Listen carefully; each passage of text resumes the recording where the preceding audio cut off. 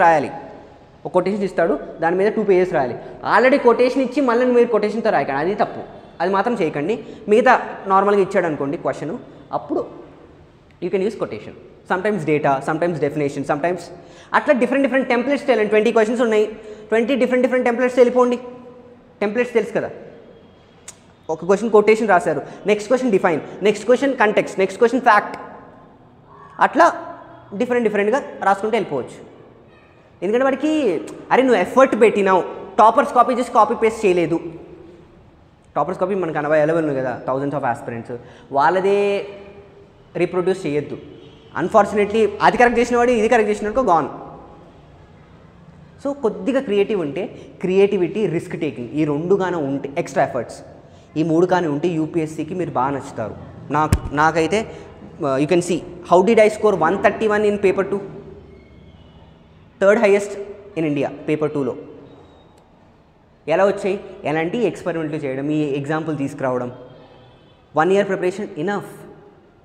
Answers మీరు maybe again exaggeration అనుకుంటారు, maybe 2000 answers, 400 essays, general essays 400, 2000 answers రాసి అలవాటు అయిపోయింది. ఇది పెద్ద గొప్ప థింగ్ కాదు. యూనివర్సిటీలో రాయాలి, మాకు ఇట్లా మీ ఓయూ ఎగ్జామ్స్ ఉన్నట్టు ఉండవు. మాకు బుక్ రివ్యూస్ ఉంటాయి, ప్రాజెక్ట్స్ ఉంటాయి, రాయాలి. 50 పేజ్ ఒక 2 రోజుల్లో రాసి ఇవ్వాలి. అలా రాసి అలవాటు అయిపోయింది కాబట్టి నాకు హెల్ప్ అయింది. మీరు అని రాయాల్సిన అవసరం లేదు.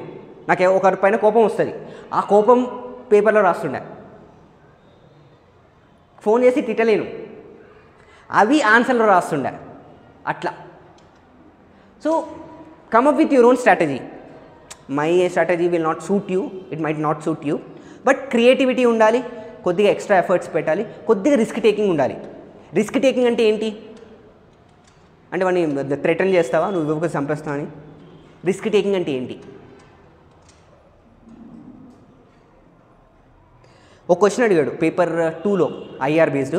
డూ యూ అగ్రీ, క్వశ్చన్ ఇట్లా వచ్చింది, do you agree India inching towards NATO or you will benefit the national interest of India, something ఆ రిలేటెడ్ క్వశ్చన్ అడిగాడు పేపర్ 2లో. వాడు యాక్చువల్లీ డూ యూ అగ్రీ అడగల, వాడే చెప్పిండు India will benefit by going close to, వాడే చెప్పాడు. వాడు ఆల్రెడీ చెప్పాడు డూ యూ అగ్రీ అని తర్వాత అన్నాడు. అప్పుడు నేను వాడు చెప్పింది ఒప్పుకోలే, యూపీఎస్సీ చెప్పింది నేను ఒప్పుకోలే. నేను డీటెయిల్గా అంటే ఒప్పుకోలేంటే first statement no I don't agree అని రాయలే. ఫస్ట్ నాటో గురించి డిఫైన్ చేస్తాం. నాటో ఎట్లా డిఫైన్ చేస్తాం? ఇప్పుడు ఒక ఇంటర్ గవర్నమెంటల్ బాడీ గురించి ఇచ్చాడు, అప్పుడు ఎలా డిఫైన్ చేస్తాం?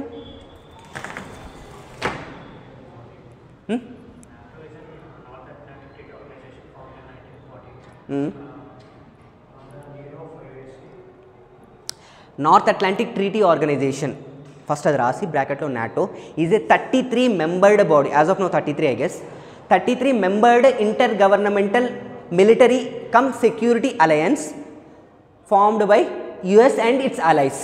అంతే, 2.5 lines. ఎగ్జాంపుల్ ఒక కంట్రీ నాటోలో మేబీ రీసెంట్గా జాయిన్ అయితే బెటర్, స్వీడనో బ్రిటనో ఏదో ఒకటి రాసి నెక్స్ట్ ఒక హెడ్డింగ్ పెడతావు. ఒకసారి చూపించాలి అది, అంటే ఆన్సర్ ఎలా రాయాలనేది.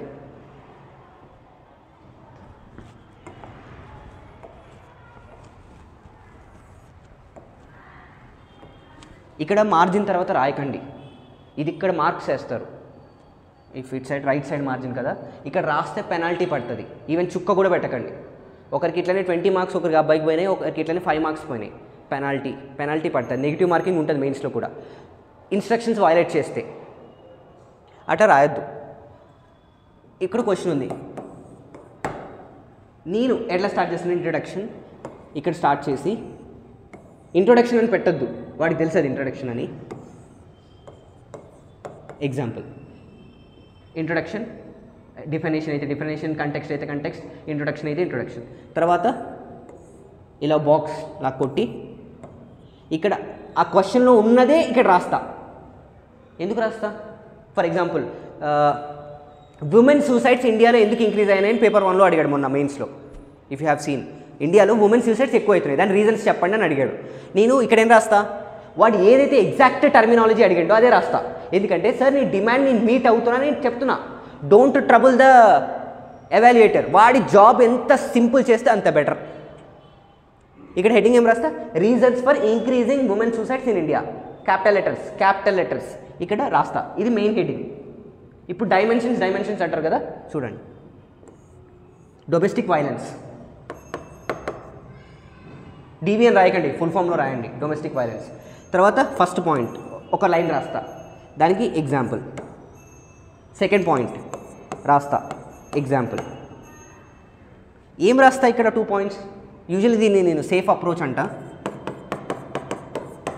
సబ్ హెడింగ్ ఒక ఫ్యాక్ట్, ఫస్ట్ పాయింట్, ఆ fact based analysis, example. I call this as safe approach. ఈ అప్రోచ్ ఎందుకంటే మోరర్లెస్ అందరూ ఆన్సర్ రైటింగ్ ప్రాక్టీస్ చేస్తారు ఈ మధ్య.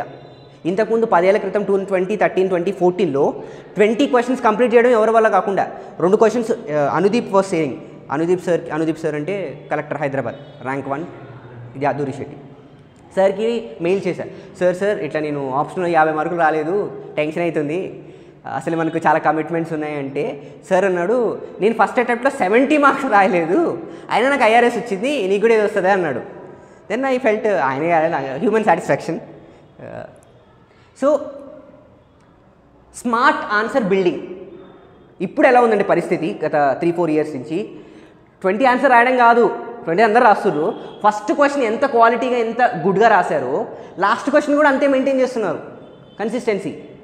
అర్థమైందా? అప్పటి నుంచి ఈ 10 ఏళ్లలో ఎంత డిఫరెన్స్ వచ్చిందో చూడండి. అంత రాస్తున్నారు, టెస్ట్ అంత ఇస్తున్నారు, కట్ త్రోట్ కాంపిటీషన్ అయిపోయింది. ఆన్సర్ రైటింగ్ అంత ఇంపార్టెంట్. ఇట్లా మార్జిన్స్ కొట్టుకొని రాస్తూనే ఉండండి. 1-2 రాసి 20 మంచిగా రాసినా అనొద్దు. హాఫ్ అన్ అవర్ పెట్టుకుని 5 ఆన్సర్లు రాసేయాలి, 1 అవర్ పెట్టుకుని 10 ఆన్సర్లు రాసేయాలి. అర్థమైందా? సో 1-2 వద్దు, హాఫ్ అన్ అవర్ పెట్టుకో, 5-6, 1 అవర్ పెట్టుకో. యూజువల్లీ రియల్ మెయిన్స్లో 1 అవర్లో 17 పేజెస్ మినిమం రాయాలి. నేను అట్లా పెట్టుకున్నా, 18 రాయగలిగిన నేను. ప్రాక్టీస్ నాది ఇంకా బక్క చేతులు. మీకున్న మంచి మజిల్ ఉంటే రఘునాయక్ నువ్వు 20 రాసేస్తావు, అట్లా రాయాలి. 1 అవర్కి 17 పెట్టుకుంటే లాస్ట్లో ఒక 5 మినిట్స్ బఫర్ ఫ్రీ టైం దొరుకుతుంది. ప్రూఫ్ రీడింగ్ చేసుకోవచ్చు, చెక్ చేసుకోవచ్చు, అండర్లైనింగ్లు ఎక్స్ట్రా చేసుకోవచ్చు. 5 మినిట్స్ బఫర్ పెట్టుకోండి, ఎందుకైనా మంచిది. అర్థమైందా? ఎస్. ఇది ఒక డైమెన్షన్. దీనికి ఒక 2 పాయింట్స్, 2 ఎగ్జాంపుల్స్. నెక్స్ట్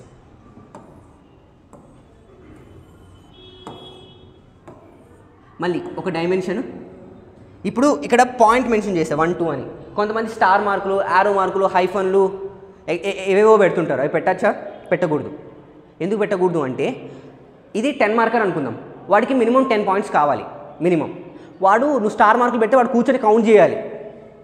నువ్వు వానికి జాబ్ ఇస్తున్నావు కదా, వానికి జాబ్ ఇస్తున్నావు, నువ్వు ఇవ్వద్దు. వాడికి పని ఈజీ చేయాలి. ఇప్పుడు ఫర్ ఎగ్జాంపుల్ 8 పాయింట్స్ రాసావు, ఇక్కడతో 8 అయిపోయినాయి. ఇక్కడ కంక్లూజన్ రాసావు 1, ఇది ఒక పాయింట్, ఇక్కడ 8 పాయింట్స్, ఇక్కడ ఒక పాయింట్, ఎన్ని అయినాయి? 10 అయినాయి. వాడికి మంచి స్కోర్ ఇస్తాడు. నువ్వు ఇక్కడ స్టార్ మార్కులు, హైఫన్లు, ఆరో మార్కులు పెట్టుకుంటూ పోతే వాడు కూర్చొని కౌంట్ చేయాలి, ప్రతి క్వశ్చన్ కౌంట్ చేయాలి.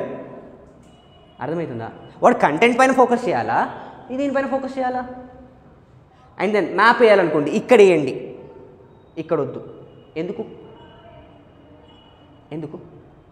మార్క్స్ ఎటే ఇస్తాడు? ఇటే వేస్తాడు. వాడు ఇక్కడ మార్క్ ఇచ్చినప్పుడు అంటే ఇక్కడ కరెక్షన్ చేసుకుంటూ వెళ్ళాలి.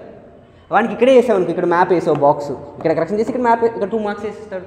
అంటే ఇక్కడ మ్యాప్ వేసావు అనుకో, ఇక్కడి నుంచి అక్కడికి వెళ్ళాలా? ఆ 2 స్ప్లిట్ సెకండ్స్ కూడా ఎందుకు వాడిని జాబ్ పెంచడం?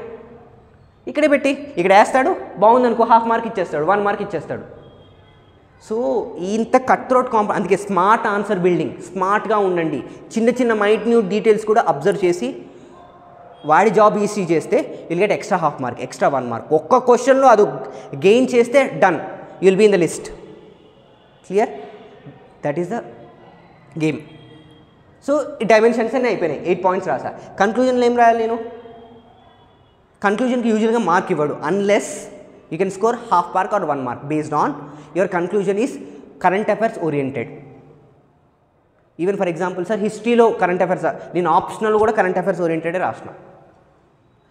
డైరెక్ట్ లింకేజ్ అవసరంలే. ఎలా అంటే ఫర్ ఎగ్జాంపుల్ భక్తి మూమెంట్ గురించి మా ఆప్షన్లో క్వశ్చన్ వచ్చింది. Bhakti movement you will be reading in history, art and కల్చర్లో కూడా చదువుతారు. భక్తి మూమెంట్ గురించి నేను ఎక్స్ప్లెయిన్ చేసి 4 పేజెస్. కన్క్లూజన్లో కరెంట్ అఫైర్స్ ఎలా రాశాను అంటే కాశీ తమిళ్ సంగమం అని కొద్దిగా టూరిజం పాలసీ వచ్చింది. అంటే హిందూస్ నార్త్లో సౌత్లో వాళ్ళని ఇంటిగ్రేట్ చేస్తూ, తమిళ్ వాళ్ళు ఉత్తరప్రదేశ్, మధ్యప్రదేశ్, బీహార్ అక్కడికి వెళ్ళి వాళ్ళు తెలుసుకోవాలి కల్చరు, అక్కడ వాళ్ళు తమిళ్, తెలుగు, కర్ణాటక ఇక్కడికి వచ్చి తెలుసుకుంటారు. భక్తి మూమెంట్లో ఇదే జరిగిందా? ఇక్కడి నుంచి అక్కడికి వెళ్ళి అంటే ఆ ఊరు తిరిగి ఆ భక్తిని ప్రచారం చేశారు. అండ్ ఇప్పుడంటే ట్రైన్స్ ఫ్లైట్స్ అన్నీ వచ్చాయి కాబట్టి ఫాస్టర్ మీన్స్ ఆఫ్ ట్రాన్స్పోర్ట్. అప్పుడట లేవు, కానీ ఐడియా ఒకటే కదా, ఇంటెన్షన్ ఒకటే కదా, అది నేను కన్క్లూజన్లో ఎక్స్ప్లెయిన్ చేశాను. So creativity, be a little creative. ఇంట్రొడక్షన్లో కానీ కన్క్లూజన్లో కానీ will get half mark extra 1 mark. So any question your conclusion should be current affairs oriented. ఏదో ఒక స్కీమ్ కానీ, ఏదో ఒక రిపోర్ట్ కానీ, ఏదో ఒక ఇనిషియేటివ్ కానీ, ఎనీథింగ్. ఒక పర్సన్స్ కోట్ కూడా చేయొచ్చు. Be creative. స్ట్రక్చర్ అయితే మీన్స్ బేసికలీ ఇది. ఎస్సేకి అయితే మేబీ 1.5 అవర్ 2 అవర్స్ సెషన్ అయితే కావాలి. ఎస్సే అయితే యాజ్ ఆఫ్ నౌ డిస్కస్ చేయలేం. జిఎస్కి అయితే ఇదే అప్రోచ్. ఇప్పుడు ఎగ్జాంపుల్స్ ఏం రాయాలి? సరే, ఫ్యాక్ట్ రాస్తారు, అనాలిసిస్ చేస్తారు, ఆ ఫ్యాక్ట్ బేస్డ్. ఎగ్జాంపుల్స్ ఏం రాస్తారు? మీకు ఒకటి చెప్పా, న్యూస్ పేపర్ చదివేటప్పుడు మీకు కొన్ని ఎగ్జాంపుల్స్ దొరుకుతాయని. అది నోట్స్లో రాసుకుంటారా, అవి ఇక్కడ కౌంట్ చేయండి. ఎగ్జాంపుల్ అంటే డేటా పాయింటే కాదు, ఒక పర్సన్ నేమ్ అయినా ఉండొచ్చు, ఒక ప్లేస్ నేమ్ అయినా ఉండొచ్చు, ఒక ప్రోడక్ట్ నేమ్ అన్నా ఉండొచ్చు. లోకల్ ఫర్ వోకల్ అంటారు. ఇప్పుడు పోచంపల్లి శారీస్ ఉన్నాయి కదా, ఇప్పుడు ఆర్ట్ అండ్ కల్చర్ గురించి ఒకటి వచ్చింది. మనం ఇండియా ఎక్స్పోర్ట్ చేయాలంటే ట్రెడిషనల్ ప్రోడక్ట్స్ ఎలా చేయాలని అడిగాడు. అప్పుడు రాస్తూ ఎగ్జాంపుల్కి ఏం పెడతారు? పోచంపల్లి శారీస్ అని పెట్టేయండి, ఇక్కత్ అని పెట్టేయండి. అర్థమవుతుందా? అలా పెట్టేసి అదే ఎగ్జాంపుల్. తిరుపతి లడ్డు, అది కూడా ఒక ఎగ్జాంపుల్. అట్లా పెట్టచ్చు, ఏం కాదు. Person name, for example social women